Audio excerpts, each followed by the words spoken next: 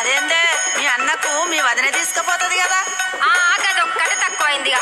మా వదినకు చీరలు కావాలి, లిప్స్టిక్లు కావాలి, అది కావాలి, ఇది కావాలని అన్ని అడుగుడు తెలుసు కానీ ఇవన్నీ చెయ్యది. అవునా? ఏం పనులు చేయదా మీ వదినే? ఇంతకు ఏమేమి అడుగుతుందో జర చెప్పరాదు.